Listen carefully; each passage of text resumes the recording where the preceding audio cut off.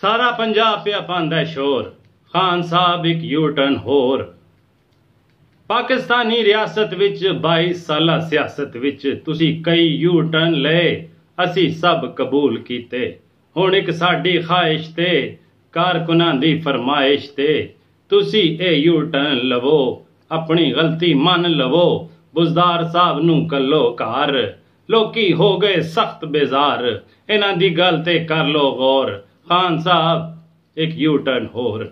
ਥਾਣਿਆਂ ਦੇ ਵਿੱਚ ਬੰਦੇ ਮਰਦੇ ਡਾਢੇ, ਹਰ ਥਾਂ ਜ਼ੁਲਮ ਪੇ ਕਰਦੇ, ਲੋਕ ਸਾਡੇ ਤੇ ਜੁਗਤਾਂ ਕਰਦੇ, ਸੋਸ਼ਲ ਮੀਡੀਆ ਤੇ ਪੋਸਟਾਂ ਭਰਦੇ। ਕਿੱਥੇ ਨੇ ਪੁਲਿਸ ਇਸਲਾਹਾਤ, ਨਾਸਰ ਦੁਰਾਨੀ ਦੀ ਉਹ ਜ਼ਾਤ। ਸਾਡੇ ਕੋਲ ਕੋਈ ਨਹੀਂ ਜਵਾਬ, ਇਹ ਸੀ ਤੁਹਾਡਾ ਇੰਤਖਾਬ, ਤੁਸੀਂ ਹੀ ਕੱਟੋ ਇਸ ਦੀ ਡੋਰ। ਖਾਨ ਸਾਹਿਬ ਇੱਕ ਯੂ-ਟਰਨ ਹੋਰ।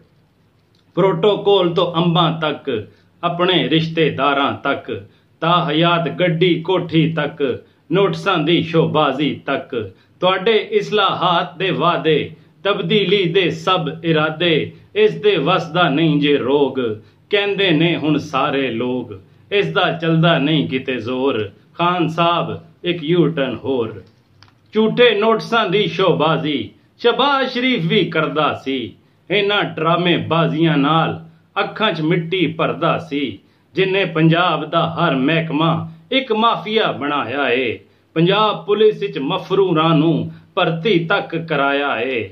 ਬਿਊਰੋਕਰੇਸੀ ਉਸ ਦੀ ਏ, ਅਫਸਰਸ਼ਾਹੀ ਉਸ ਦੀ ਏ। ਇੱਥੇ ਚਾਹੀਦਾ ਬੰਦਾ ਤਗੜਾ, ਲਾਵੇ ਸਭ ਮਹਿਕਮਿਆਂ ਨੂੰ ਰਗੜਾ, ਤਾਈਓ ਚੱਲਣਾ ਤੁਹਾਡਾ ਦੌਰ। ਖਾਨ ਸਾਹਿਬ ਇੱਕ ਯੂ-ਟਰਨ ਹੋਰ।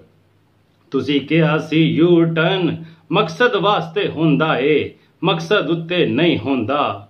ਹੁਣ ਤੇ ਹੋ ਗਿਆ ਪੂਰਾ ਸਾਲ, ਮਕਸਦ ਦਾ ਜੇ ਬੁਰਾਈ ਹਾਲ। ਇਹ ਯੂ-ਟਰਨ ਜ਼ਰੂਰੀ ਜੇ, ਇਹ ਯੂ-ਟਰਨ ਮਜਬੂਰੀ ਜੇ, ਨਹੀਂ ਤੇ 22 ਸਾਲਾਂ ਦੇ ਵਾਅਦਿਆਂ ਤੇ ਇਰਾਦਿਆਂ ਦੀ, ਨੌਜਵਾਨਾਂ ਦੀ ਉਮੀਦਾਂ ਦੀ ਕਬਰ ਦੇ ਉਸ ਕਤਬੇ ਤੇ ਲਿਖਿਆ ਹੋਣਾ ਜੇ ਬੁਜ਼ਦਾਰ। ਖਾਨ ਸਾਹਿਬ ਰਵਿਓ ਤਿਆਰ।